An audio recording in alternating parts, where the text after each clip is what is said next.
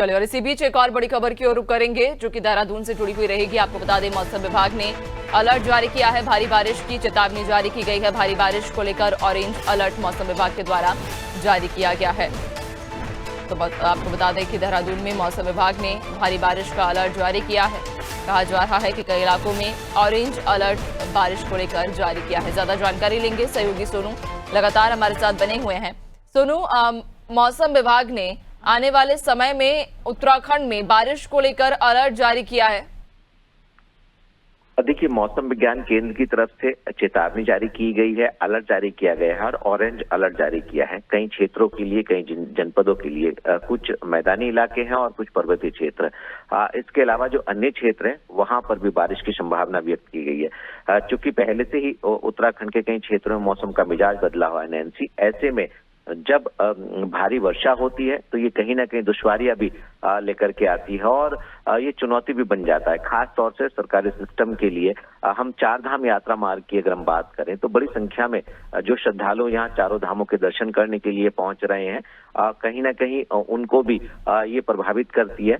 यही वजह है कि जो सरकारी सिस्टम है वो सरकार के स्तर से, आपदा प्रबंधन तंत्र के स्तर से कभी कभी मौसम विज्ञान केंद्र की तरफ से एडवाइजरी भी जारी की जाती है और सरकारी जो विभागीय अधिकारी हैं वो समय समय पर अपील भी करते रहते हैं कि जो यात्रा के प्रवेश द्वार है यहाँ पर पहले मौसम का अपडेट लें, उसके बाद अपने यात्रा के शेड्यूल को आगे बढ़ाएं। लिहाजा पर्वतीय क्षेत्रों में कई ऐसे क्षेत्र हैं जहां से हमें सूचना प्राप्त हो रही है आपदा प्रबंधन कंट्रोल रूम से कि कई मोटर मार्ग बाधित हैं और कई क्षेत्रों में भूस्खलन की सूचनाएं सामने आ रही हैं। कई ऐसे इलाके हैं जहां पर नदी का जलस्तर जो है वो काफी तेज वेग से प्रभावित हो रहा है। तो मौसम का जो ये बदलता स्वरूप है ये कहीं ना कहीं चुनौती बन जाता है और यही वजह है कि ऐसे में कई मोटर मार्ग प्रभावित होते हैं और लोगों को इंतजार करना पड़ता है। कुछ ऐसी भी सूचनाएं सामने आई थी कि कई जनपद मुख्यालय से ग्रामीण क्षेत्रों का संपर्क कट गया था।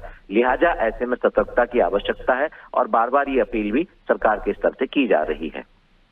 बिल्कुल, यानी कि सरकार भी लगातार अपील कर रही है लोगों से भी कि वे भी सतर्क रहें। स्थानीय प्रशासन अपने स्तर पर तो प्रयास कर ही रहा है, लेकिन सोनू, जिस तरह से आपने जिक्र किया था यात्रा को लेकर, जिस की श्रद्धालु लगातार यात्रा के लिए पहुंच रहे हैं, लेकिन मौसम विभाग और स्थानीय प्रशासन बार बार ये अलर्ट जारी कर रहा है कि लोग घर से तभी निकलें, पूरा यात्रा को लेकर पहले मौसम की जानकारी ले लें, उसके बाद ही निकलें। लेकिन वहां पर वर्तमान में अभी जो भी लोग मौजूद हैं, जो श्रद्धालु वहां पर इस समय वहां पहुंच चुके हैं, अब ऐसे में उनकी यात्रा को लेकर क्या व्यवस्थाएं की गई हैं? क्योंकि कई बार देखने को मिला था कि जिस तरह से भूस्खलन हुआ था उसके बाद यात्रा कुछ प्रभावित भी होती थी, लेकिन उसके बावजूद लगातार जो क्रम है श्रद्धालुओं के आने का वो जारी है। तो उनकी सुरक्षा को लेकर क्या इंतजाम है? देखिए नैन्सी, बहुत महत्वपूर्ण सवाल है, खास तौर से यात्रियों की सुरक्षा से जुड़ा हुआ। चूंकि जो यात्रा है ये कंटिन्यूटी में है। कुछ श्रद्धालु अलग अलग राज्यों के अलग अलग क्षेत्रों से यात्रा करने की प्लानिंग कर रहे हैं, कुछ रास्ते में है और कुछ यात्रा मार्गों पर है और कुछ धामों के जो परिसर हैं यहाँ पर है। तो ऐसे में सरकार ने अतिरिक्त व्यवस्था सुरक्षा को लेकर के की हुई है।